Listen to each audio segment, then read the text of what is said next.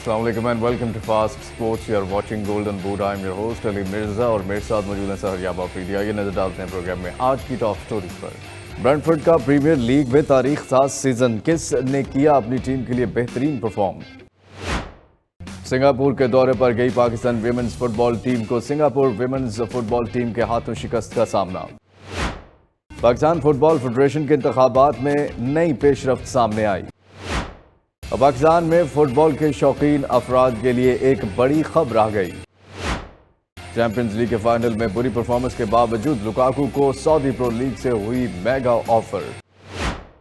Liverpool के कप्तान Anderson की सऊदी प्रो लीग में शमूलियत आखिर क्यों है ताखीर का शिकार।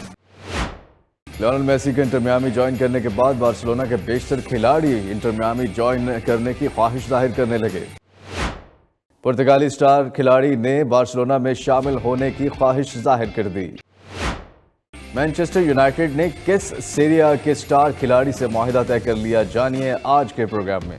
Welcome back to Golden Boot. Programme में अभी हम बात करेंगे ब्रेंटफोर्ड का, जो प्रीमियर लीग में ये तारीख साज सीजन रहा है। बहुत ही ज़बरदस्त उन्होंने परफॉर्म किया है और क्या इसकी वजह थी। पहले तो अफरीदी हमें ब्रेंटफोर्ड के बारे में बताइए, इस क्लब की हिस्ट्री के बारे में, कैसे शुरुआत हुई और ये जो अचीवमेंट है इससे पहले भी हासिल कर चुके हैं या पहली बार हुई है। प्रीमियर लीग के एरा में तो वन ऑफ द ग्रेटेस्ट और हिस्टोरिकल परफॉर्मेंसेस थी इनकी। इससे पहले इतनी बड़ी अचीवमेंट इन्होंने प्रीमियर लीग में इवन जब 1992 से शुरू हुआ तब से ये पहली बार ही प्रमोट हो गया है। तो व्यूअर्स, इनकी हिस्ट्री कुछ ऐसी है कि 1889 में पहले फाउंड हुआ था ये क्लब। अच्छा। और तब एक छोटा सा लोकल क्लब था और फिर उस परफॉर्म करते करते लीग सिस्टम का हिस्सा बना अराउंड 1920s। और फिर काफी साल लग गए लीग सिस्टम। हाँ, लीग सिस्टम का हिस्सा, क्योंकि आपको टेयर्स होते हैं ना, टेयर्स में प्रमोट होना होता है। फिर आप 4th division of English league में जब दाखिल होते हो, मतलब इसका मतलब है कि आप प्रोफेशनल लीग का जो इंग्लैंड का सिस्टम है उसमें। अच्छा, 1920 में हुए ये शामिल। हाँ, फिर अराउंड 1940s में जो है वो फर्स्ट डिवीज़न, मतलब प्रीमियर लीग जो अभी करंटली है उसको तब फर्स्ट डिवीज़न इंग्लिश लीग का कहा जाता था, उसमें इन्होंने परफॉर्म किया। फिर 46 में रेलीगेट हुए और उसके बाद फिर उन्होंने 2011 में भी कोशिश की, चैंपियनशिप में आ गए थे, लेकिन इनकी हिस्ट्री रही है कि ये हमेशा फाइनल्स हार जाते थे। अब जब आप प्रमोट हो रहे होते हो प्रीमियर लीग के लिए, तो चैंपियनशिप में 3 जो टॉप की टीमें होती हैं उसमें नंबर 1 टीम ऑटोमेटिकली, नंबर 2 और नंबर 1 ऑटोमेटिकली प्रमोट हो जाती है। और 3 और 4 के बीच में एक रेलीगेशन बैटल होता है, एक फाइनल मैच होता है। तो हमेशा ये तीसरे नंबर पे आते थे और वो फाइनल मैच हार जाते थे प्रमोशन के लिए। तो इस बार इन्होंने 2022 में फाइनली जो था वो चैंपियन बने चैंपियनशिप के। अफरीदी, मेरा सवाल कि सीजन में ब्रेंटफोर्ड ने क्यों जो है वो बेहतरीन परफॉर्मेंस दी, और जो आप कह रहे थे कि हमेशा से फाइनल मैचेस हार जाती थी, तो इस सीज़न में ऐसा क्या किया कि जीतने में कामयाब हुए? इस सीज़न में उन्होंने क्या किया कि फाइनल तक उन्होंने बात पहुंचाई ही नहीं। वो जो आप 3rd पोजीशन पे फिनिश करते हैं चैंपियनशिप में, जो प्रीमियर लीग से नीचे डिवीज़न है, तब आपको प्लेऑफ खेलना पड़ता है। अगर आप नंबर 1 फिनिश करते हैं तो आप सीधा प्रमोट होते हैं। तो उन्होंने चैंपियनशिप जीती और सीधा प्रमोट होके आ गए। और पहले ही सीजन में मोस्टली क्लब्स होती हैं कि खास करके ब्राइटन जैसे क्लब्स, ब्रेंटफोर्ड जैसे क्लब सॉरी, कि वो फिर अगले ही सीजन वापस रेलीगेट हो जाते हैं। वो बस प्रीमियर लीग में आ जाते हैं, लेकिन वो प्रेशर और वो गेम जो है वो सस्टेन नहीं कर पाते। लेकिन थॉमस फ्रैंक ने इस क्लब को जैसे लड़ाया है, वो उसमें वाकई में उनको बहुत ज़्यादा क्रेडिट जाता है। आप देखेंगे दूसरे मैच में ही इन्होंने मैनचेस्टर यूनाइटेड को 4-0 से हरा दिया था। और सारे बड़े क्लब टॉटनहम को हरा चुके हैं, मैनचेस्टर सिटी जैसी चैंपियन टीम को हरा चुके हैं सीजन में, सारे आर्सेनल को टफ टाइम दिया है, चेल्सी को। तो एक आउटस्टैंडिंग ओवरऑल फिनिश था और इनकी हिस्ट्री का सबसे मतलब जो ग्लोरियस एक टाइम है वो था कि 9th पोजीशन पे इन्होंने प्रीमियर लीग में फिनिश किया। एक तो इनके लिए ऑलरेडी बहुत बड़ी अचीवमेंट थी कि 1946 के बाद प्रमोशन हासिल की और टॉप 10 में भी आ गए, और फिर उसमें सोने पे सुहागा की टॉप 10 में भी फिनिश कर दी। जी हाँ, बिल्कुल, बहुत ही शानदार। और ऑफ कोर्स इन परफॉर्मेंसेस के पीछे जो है वो प्लेयर्स भी होंगे जिन्होंने बेहतरीन परफॉर्म किया है। और यहाँ पर हमने जो प्लेयर्स ने जिस प्लेयर को चूज़ किया है, जो खिलाड़ियों ने जिस प्लेयर को चुना है, उसके बारे में सबसे पहले बात करेंगे। इवान टोनी और अफरीदी, ये खिलाड़ियों ने इनको चुना है तो ऑफ कोर्स बहुत ही शानदार इनकी परफॉर्मेंस रही है ब्रेंटफोर्ड के लिए। थोड़ा सा बताइए इनके बारे में, कहाँ से आए हैं और किस टीम के लिए खेलते हैं कंट्री साइड पे, और अभी आगे फ्यूचर में क्या इनके आपको नज़र आ रहे हैं हालात? एक्चुअली में इनकी इस सीज़न जिस तरह ब्रेंटफोर्ड ने हिस्टोरिकल एक सीज़न रहा है, इनके लिए भी था, क्योंकि मोस्टली इन्होंने चैम्पियनशिप और लीग 2 डिवीजन्स में गुजारे हैं। प्रीमियर लीग में एक तरह से पहला ही एक प्रॉपर मौका इनको मिला था, और नॉर्थहैम्पटन टाउन से इन्होंने शुरुआत की और सबसे यंग खिलाड़ी थे कि उनके लिए उन्होंने खेला। फिर बाद में बहुत सारे क्लब्स इन्होंने एक क्लब के साथ लोन पे रहे सीज़न में, हर एक तरह से क्लब इन्होंने स्विच किया। इंग्लैंड में मोस्टली पूरा इंग्लैंड ही घूम के आए हैं, और नेशनल भी इंग्लैंड की ही हैं। 2023 में इनको अभी डेब्यू मिला है, ऑल्दो थोड़ा सा लेट मिला है, क्योंकि इंग्लिश का जो टैलेंट पूल है, ख़ास करके स्ट्राइकर्स के कंपैरिजन में, हैरी केन जब खेलते हो तो बाकी स्ट्राइकर्स को चांस ही नहीं मिलता। तो ये है कि प्लेयर बहुत अच्छे हैं। और आपने फ्यूचर का पूछा कि फ्यूचर पे चलते हैं, लेकिन पहले स्टैट्स दिखाते हैं व्यूवर्स आपको। स्टैट्स क्या कहते हैं आइवन टॉनी के, और ये आप देखें, आप 36 गोल्स 21 किए हैं इन्होंने, और इसके साथ साथ असिस्ट जो है वो 5 किए हैं। पास सक्सेस जो है वो 63.7% है। येलो कार्ड्स इनको 9 मिले हैं, रेड कार्ड्स कोई नहीं मिला। शॉट्स पर गेम जो है वो 2.8 हैं, और रेटिंग आप देखें 7.21। जी, फ्यूचर की आप बात कर रहे हैं, तो फ्यूचर में क्या अब ब्रेंटफोर्ड के लिए खेलेंगे या किसी और टीम के लिए, क्योंकि सुना गया है कि इन पे कोई बैन वैन भी लग गया है। जी बिल्कुल, इनके ऊपर 8 महीने का बैन लगा है, और एक्चुअली में आप बैटिंग तो कर सकते हैं, लीगल है यूके में गैम्बलिंग, लेकिन प्रीमियर लीग के अगर आप खिलाड़ी हैं तो सर्टन रूल्स हैं जो आप उसके बाहर नहीं जा सकते गैम्बलिंग के लिए, और वो फिर इन्होंने वो रूल्स जो हैं वो ब्रेक किए हैं। ख़ास करके इनके ऊपर 256 रूल्स ब्रेक करने का, ब्रीचेस की पाबंदी लगी है, मतलब जो एक तरह से इनके ऊपर एलिगेशन है। मोस्टली इन्होंने डिनाई किए हैं, लेकिन 3-4 ऐसे मतलब शिके हैं जो इन्होंने तोड़ी हैं और एडमिट भी किए हैं कि हाँ ये मुझसे गलती हुई है, और उसकी वजह से अब 8 महीने का बैन इन पे लग गया है। तो बहुत बड़ा एक तरह से डैमेज है ब्राइटन के लिए, ब्रेंटफोर्ड के लिए, कि एक ऐसा प्लेयर 20 गोल्स वैसे प्रीमियर लीग में व्यूअर्स करना बहुत बड़ी अचीवमेंट होती है किसी भी खिलाड़ी के लिए। तो किसी एक ऐसी टीम के साथ जो और फिर आप जब लड़ रही थी, हाँ, आप जब ऐसी टीम के लिए परफॉर्म करते हो जो पहले ही सीजन में प्रमोट होके आई है, और उनके लिए रेलीगेशन से बचना भी बहुत बड़ी अचीवमेंट है। और अब तो नज़रों में आ जाते हैं बाकी टीम्स की भी, लेकिन बैन जो है वो काफ़ी इनको डैमेज करेगा और इनके करियर को भी डैमेज करेगा। Anyways let's see. और यहाँ पे हमने जो प्लेयर फीचर किए हैं वो है फैंस की जो चॉइस पे, जिन्होंने फैंस ने जिनको चुना है वो है बेन मी, और बेन मी ने भी बहुत ही शानदार परफॉर्मेंस दी। और फैंस ने इनको क्यों चुना है, फैंस को क्यों लगा कि ये बहुत ही शानदार परफॉर्मेंस इनकी रही है ब्रेंटफोर्ड के लिए, इनकी जो रिसेंट पास्ट परफॉर्मेंसेज है इस सीज़न में, अफरीदी फैंस ने इनको क्यों चुना है, जबकि प्लेयर्स ने तो आइवन टॉनी को चुना। एक्चुअली में दोनों का बहुत ही आउटस्टैंडिंग सीज़न रहा है, और आइवन टोनी जो हैं वो एक तरह से प्लेयर्स जो होते हैं वो एक टैक्टिकल, एक उनका एनालिटिकल जो प्रॉपर एक प्रोसेस होता है वो देखते हैं। फैंस जो हैं थोड़ा सा इमोशंस के ऊपर जाते हैं, तो फैंस ने बेन मी को इसलिए चुना है कि उनकी ओवरऑल जो क्रूशल स्टेजेस पे परफॉर्मेंस थी वो काफ़ी क्रिटिकल थी, और एक तरह से दिल जीतने वाली परफॉर्मेंसेस एक ऐसे मैच में आके मैच जितवा देते थे कि मैच फंसा हुआ होता था। तो इस वजह से बेन मी को जो फैंस का है, फैंस के दिल जीतने के लिए बेन मी ने ज़्यादा। जी बिल्कुल, और स्टैट्स पे नज़र डालते हैं। बेन मी के स्टैट्स क्या कहते हैं, परफॉर्मेंसेज कैसी थी। 12 इन्होंने क्लीन शीट्स रखी हैं, टैकल्स जो है वो 44 थे, इंटरसेप्शन 46 थे, ग्राउंड डुअल्स 1 जो है 188 थे, और उसके साथ एरियल डुअल्स 1 जो है वो 121 थे, क्लियरेंसेस 114। अफरीदी, इनका फ्यूचर क्या है, क्या इन पर भी कोई बैन लग गया है या ये टीम में ही है?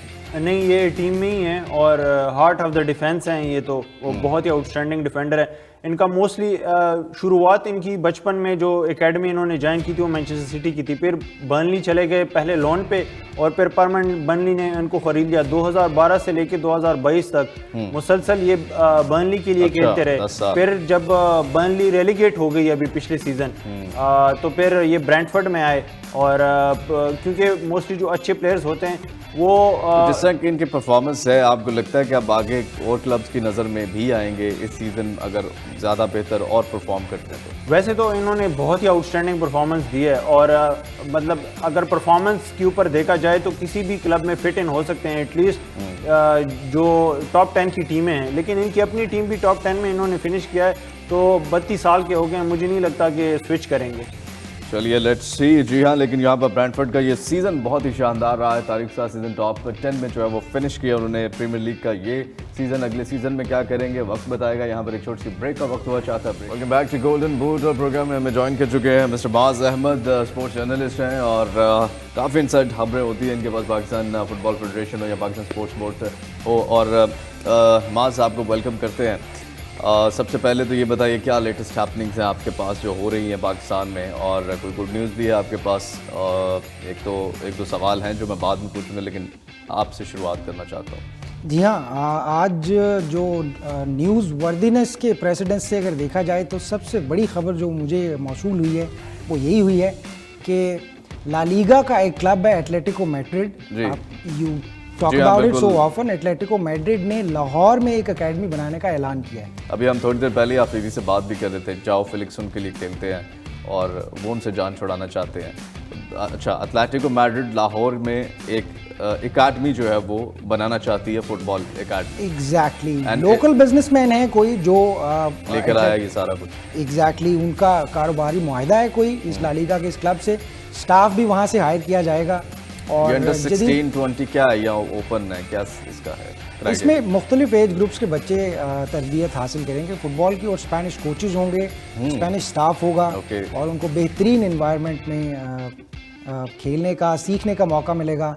और ये बड़ी एक पाकिस्तान फुटबॉल के मयार को बेहतर बनाने के लिए मुझे लगता है कि this is going to be a very good investment. हाँ, लेकिन अगर इसको माजी के तनाजुर में देखें, क्योंकि अभी जैसे हालात हैं, खबर कोई भी हो वो ग्रो करते हुए उसको या ज़बान ज़द-ए-आम पे आते हुए वो इतना वक्त नहीं लगता।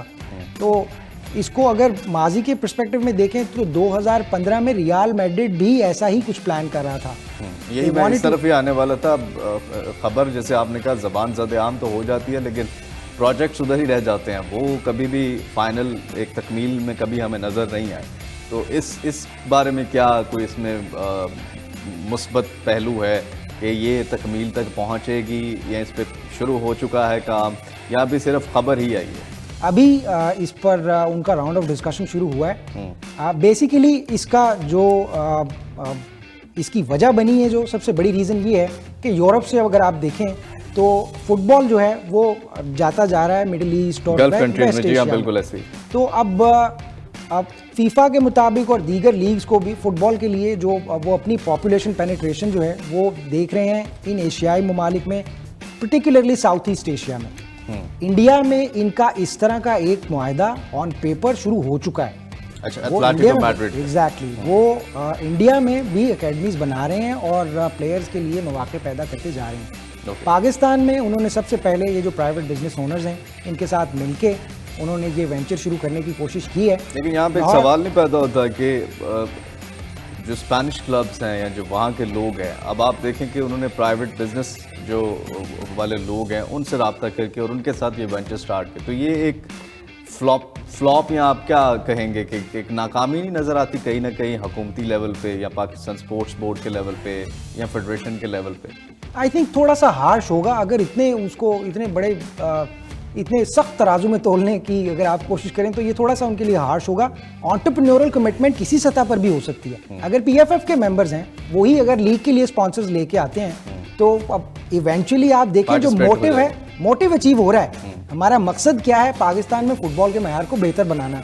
और अगर ये किसी प्राइवेट इन्वेस्टमेंट से बेहतर होगा ना, वो तो ठीक है प्राइवेट, लेकिन प्राइवेट लोग ऑफ कोर्स जैसे पीएसएल है प्राइवेट, उसमें बिजनेस है, स्पॉन्सर्स हैं, लेकिन कहीं ना कहीं पीसीबी का भी तो उसमें किरदार है ना। ठीक है, जैसे वो प्लेयर्स को लाने में हो या बाकी भी, जब तक दोनों मिल बैठ के नहीं करेंगे तब तक वो चीज़ ग्रो नहीं करेगी। एक तबका कब तक उस चीज़ को लेके चलेगा? तो यही सवाल मैं पूछना चाह रहा हूँ कि वो अब चलें लेके कोई आ रहा है, डिस्कशंस कोई कर रहा है, तो अब वो डिस्कशंस में कहीं वो दोबारा से ऐसा ना हो कि एनओसी नहीं जारी किया जा रहा वाली खबर, मतलब एनओसी तो उससे तो राब्ता तो कोई नहीं, लेकिन कोई ऐसी बात ना कर दी जाए कि जी ये तो ऐसा है तो इसलिए ऐसा नहीं हो सकता। देखें, अगर कॉन्फ्लिक्ट ऑफ इंटरेस्ट होगा दोनों ऑर्गेनाइजेशंस का तो डेफिनेटली हेजिंग होगी। वो एक दूसरे को डिफाइंस होगी, रेजिस्टेंस देंगे एक दूसरे को, और मोस्ट प्रोबेबली वो कामयाब नहीं होने देंगे एक दूसरे को। लेकिन अगर प्योरली आप फुटबॉल के उससे देखें तो ये सिर्फ अभी एक खबर आई है कि लाहौर में उन्होंने पहले इस एकेडमी को बनाने का ऐलान किया है, और अगर ये मंसूबा कामयाब होता है तो इसी तर्ज के ऊपर रावलपिंडी, इस्लामाबाद, कराची और दीगर शहरों में भी वो इस मंसूबे को मुकम्मल बनाने की कोशिश पहले बलूचिस्तान में इनको बनानी चाहिए एकेडमी, लाहौर की तरफ बाद में आना चाहिए, उससे भी काफ़ी टैलेंट इनको देखने को मिलेगा और समझने वाले भी समझ आएंगे। नेक्स्ट जो बात हम करने जा रहे हैं वो है इंतखाबात के मामले में पेशरफ्त हुई है, और आपने प्रोमोज में भी सुना और हेडलाइंस में भी सुना। मुआज़, क्या पेशरफ्त हुई है? इंतखाबात जो फेडरेशन के इंतखाबात है उसमें पेशरफ्त हुई है? पाकिस्तान फुटबॉल फेडरेशन के जो इलेक्शन का मामला तबाह का शिकार थे और स्पोर्ट्स बोर्ड भी कह रहा था हम आपके मेंबर्स को ही नहीं मानते। अब ये क्या है अब लेटेस्ट? अब ये है लेटेस्ट के मामला दोबारा कौमी असम्बली तक पहुंच गया है, और जो इंटर प्रोविंशियल कोऑर्डिनेशन कमेटी है वो उसके इश्तराक से, यानी कि ये उन्हीं का कोई नैरेटिव वॉइस किया जा रहा है। This is what it meets the I. Apparently यही लग रहा है, हमें ये लग रहा है कि उसी नैरेटिव को वॉइस किया जा रहा है, और डिमांड ये की जा रही है कि अभी हॉकी समेत फुटबॉल का भी जो है वो एक ऑडिट किया जाए, which I don't think it makes sense at the moment. हाँ, इसका ये वजह भी हो सकती है कि वो इसको कॉन्वर्सेशन स्टार्टर के तौर पर यूज़ करना चाह रहे हैं, ताकि अगर दोनों ऑर्गेनाइजेशंस जो हैं वो साइलेंस मेंटेन रखे हुए हैं तो वो बात करना शुरू हो जाए, एटलीस्ट कोई रिएक्शन आए कहीं से, किसी को कुछ बुरा लगे और वो कुछ कहे, जानबूझ के वो होता है ना कुछ इस तरह का कॉन्वर्सेशन स्टार्टर, या ये पॉलिटिकल वर्लिंग है, इनके अपने एजेंट्स हैं कुछ इस तरह के जो किसी मंसूबे में वो सियासी भंवर बनाना चाहते हैं बस, तो इस पॉलिटिकल वर्ल के लिए वो ये करें। लेकिन ये बात जो है वो ज़रूर है कि अभी ऑडिट की तरफ अगर हम जाते हैं या इस तरह की एहतसाब की बात करते हैं तो it's not gonna make any logic. मुझे तो नहीं लगता कि अभी इतनी जल्दी उसके रिजल्ट्स भी कुछ नहीं आएंगे ना। रिजल्ट्स मींस कि फुटबॉल की बेहतरी पे तो कोई रिजल्ट नहीं आएगा। वो आपने कल एक बात की थी वही कि it might start a blame game शुरू हो सकती है, वो उसके चांसेस ज्यादा हैं किसी और हम बेहतर सोल्यूशन की तरफ जाएं। ये ना हो ना एटलेटिको मैड्रिड भी इस तरह की ब्लेम गेम्स को देख के बोले कि भाई हम नहीं आते, आप लोग अपनी ही गेम्स खेलें और फुटबॉल को रहने दें। एनीवेज चलें, ये पेशरफ्त हुई है और होपफुली कुछ बेहतरी की तरफ जाए और हमें भी कुछ गुड न्यूज़ मिले, फुटबॉल फेडरेशन की हो या पाकिस्तान स्पोर्ट्स बोर्ड्स की तरफ से अगर हो। और अभी यहाँ पर हम आपको बताते चलें कि पाकिस्तान विमेंस की जो टीम है वो आखिरकार आप जानते हैं एनओसी जारी नहीं किया गया, लेकिन उसके बाद जारी कर दिया गया। फिर दौरे पे चली गई सिंगापुर, जहाँ पे 2 मैचेस खेलने थे लेकिन 2 मैचेस हुए नहीं, एक ही मैच हुआ।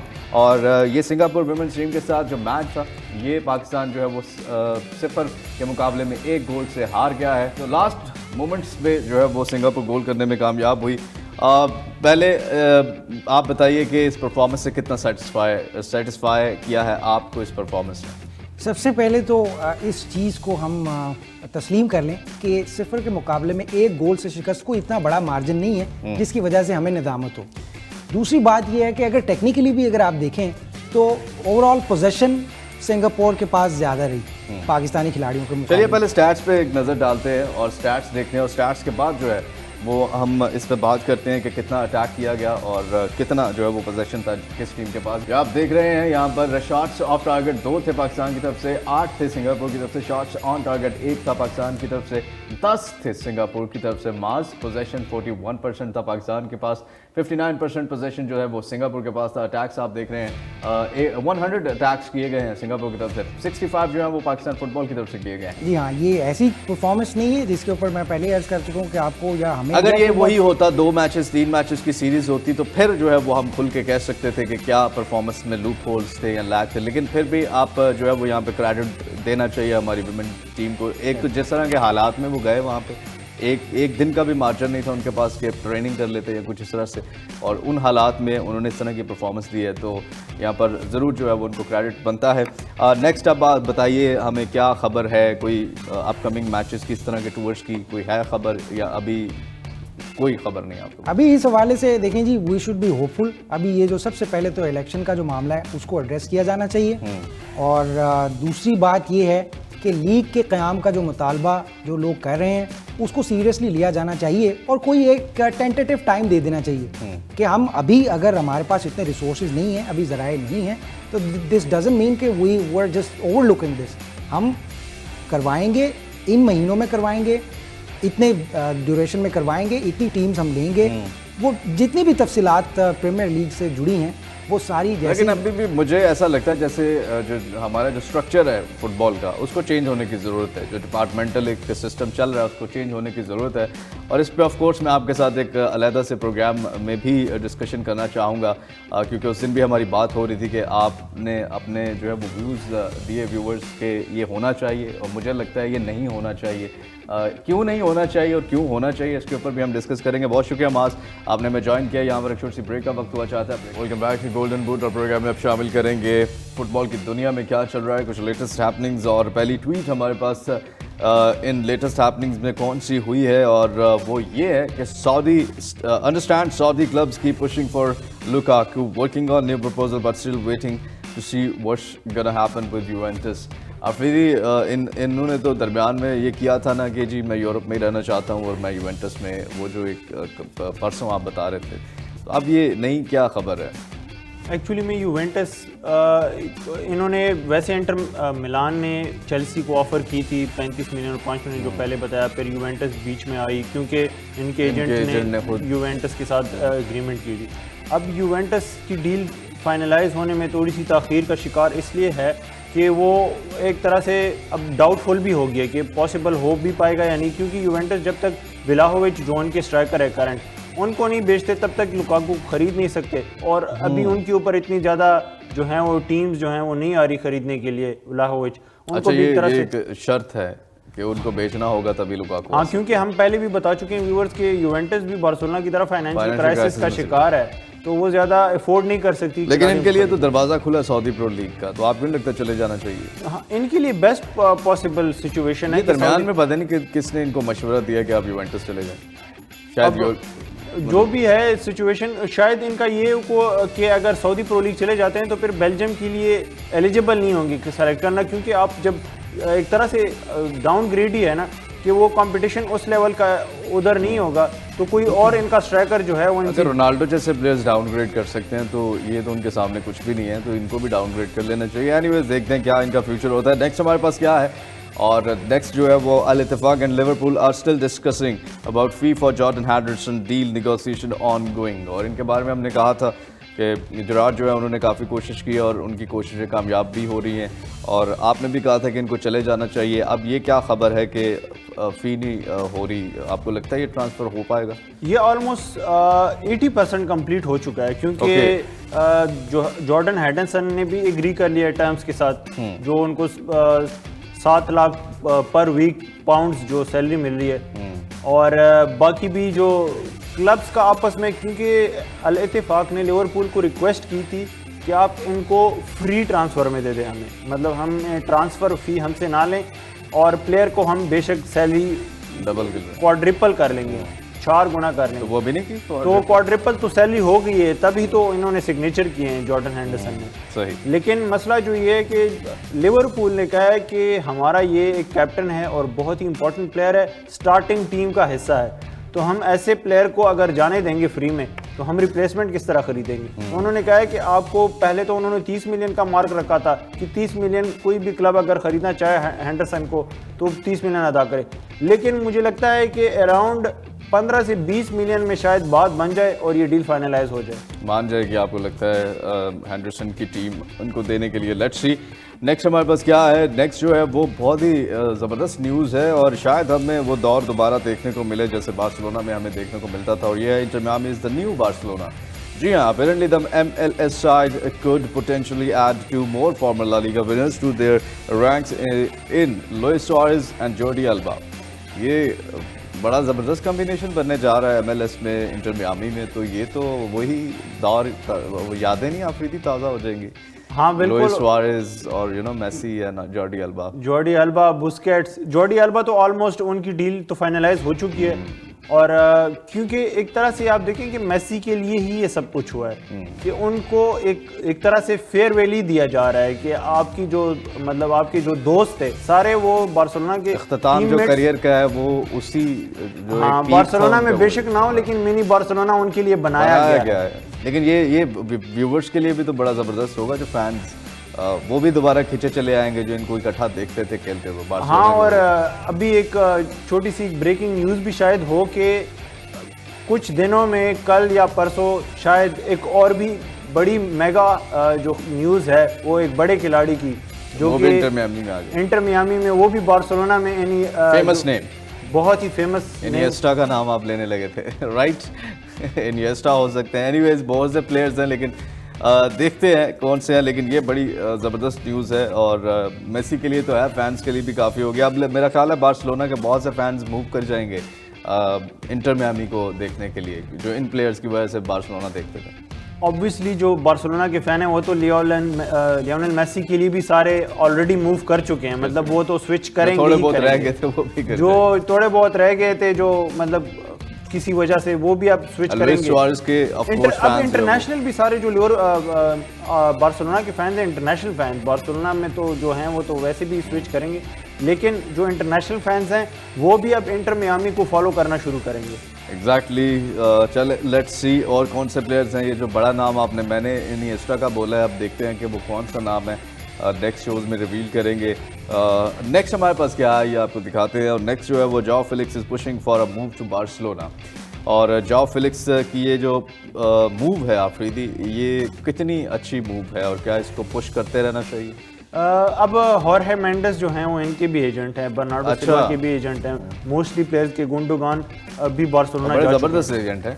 हाँ, क्रिस्टियानो रोनाल्डो की वजह से उनको पॉपुलैरिटी मिली थी और काफ़ी एक इन्फ्लुएंशियल एजेंट। ये उन्होंने पुश करने पे इनको मूव करने पे इनको पुश किया? नहीं, इनका बयान जो पूरा अगर पढ़ें तो उसमें इन्होंने कहा है कि मेरे बचपन का ख्वाब था बार्सिलोना, और अगर मैं बार्सिलोना चला जाता हूँ तो it would be a dream come true. और नहीं ऑफर्स इनको कहीं से? बस अभी तो एथलेटिको में टैलेंट है, टैलेंट बहुत है, लेकिन वेस्टफुल है एक तरह से। वो अपने चांसेस को बार्सिलोना में कंप्लीट वो नजर आ पाएगा इनका टैलेंट? मुश्किल इस लिहाज से कि बार्सिलोना फाइनेंशियल क्राइसिस का शिकार है, वो अफोर्ड नहीं कर सकती, वरना ले ली थी। एथलेटिको मैड्रिड ने तो जान छुड़ानी ही छुड़ानी है। तो किस टीम में फिर नजर आ रहे हैं बार्सिलोना में, अगर ऑफ कोर्स नहीं वो ले पाती? अब देखना पड़ेगा, क्योंकि एथलेटिको मैड्रिड भी इनसे जान छुड़ाना चाह रही है। चेल्सी को लोन पे दिया था, अब चेल्सी को भी पसंद नहीं आए, इन्होंने वापस कर दिया। अब तो इनका भी कुछ ही मैचेस खेले इन्होंने चेल्सी के लिए, और तब भी हमने काफ़ी बोला था कि ये शायद फ़र्क डालें चेल्सी की परफॉर्मेंसेस में, लेकिन पोचेटिनो के भी हिस्सा नहीं नज़र आ रहे उनकी प्लेइंग इलेवन। हाँ, उन्होंने वापस कर दिया एथलेटिको मैड्रिड की। अब अंडर 23 टीम के साथ ट्रेनिंग कर रहे हैं, तो कोई और क्लब खरीदेगा तो ही इनके लिए पॉसिबल हो पाएगा। क्लब लाइन में अब शायद अगर पीएसजी को इंटरेस्ट हो तो पीएसजी में जा सकते हैं, वहाँ पे भी ये उस तरह से चमक नहीं सकते जिस तरह के ये प्लेयर है। एनीवेज लेट्स सी क्या इनका फ्यूचर होता है और कहाँ पे इनकी मूव जो है वो होती है, या मे भी बार्सिलोना में ही कोई ऐसे हालात बन जाए और चले जाएं। नेक्स्ट हमारे पास क्या है ये आपको दिखाते हैं।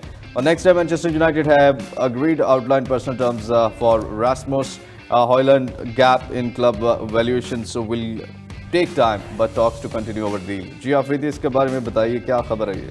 वो अगर आपको याद हो अली, हमने व्यूअर्स के साथ मैनचेस्टर यूनाइटेड के जो स्ट्राइकर की जगह है फिल करने के लिए उसमें एक प्रॉपर शो भी अरेंज किया था, कि हमने बताया था कि ये 4 खिलाड़ी हैं जो मैनचेस्टर यूनाइटेड खरीद सकते हैं, 5। उसमें ऑब्वियसली जो रामोस थे पोर्चुगीज़ और ये एरास्मस, इनको ये सस्ते दामों मिल सकते हैं as compared to Harry Kane या ओज़िमैन, और वो जो चीपर ऑप्शंस हैं उसी के लिए इन्होंने ऑप्ट किया है। और एरास्मस जो हैं वो सबसे सूटेबल कैंडिडेट हैं इसके लिए। अब एरास्मस ने अपनी टर्म्स और कंडीशंस तो इनके साथ एग्री कर ली हैं, वो राज़ी हो गए हैं। अब क्लब्स का आपस में जो है वो ट्रांसफ़र फ़ी तय करना अब रह गया, लेकिन याद रहे कि एटलांटा ने इनके ऊपर 100 मिलियन का टैग लगाया था कि हम अगर बेचेंगे तो 100। अब ऑब्वियसली 100 मिलियन पे तो कभी भी मैनचेस्टर यूनाइटेड नहीं खरीदेगी, इसीलिए तो एरास्मस की पीछे गई है, वरना अगर 100 मिलियन ही स्पेंड करने होते तो शायद विक्टर ओज़िमैन और इवन हैरी केन भी अचीव कर सकते थे। बिल्कुल, चलिए लेट्स सी कितने में ये डील फाइनल होती है। ये कुछ ट्वीट्स जो आपने देखी, और आज के प्रोग्राम के लिए बस इतना ही। आप हमारा प्रोग्राम का रिपीट देख सकते हैं हमारी वेबसाइट fastsports.tv, और हमारे यूट्यूब चैनल पे भी आप इस प्रोग्राम का रिपीट देख सकते हैं। फास्ट स्पोर्ट्स पीके हमारा यूट्यूब चैनल है। आज के प्रोग्राम से अपने मेज़बान अली मिर्ज़ा और सहरयाब आफरीदी को इजाज़त दीजिए। आप देखते रहिए fast sports, home of champions. अल्लाह हाफिज़।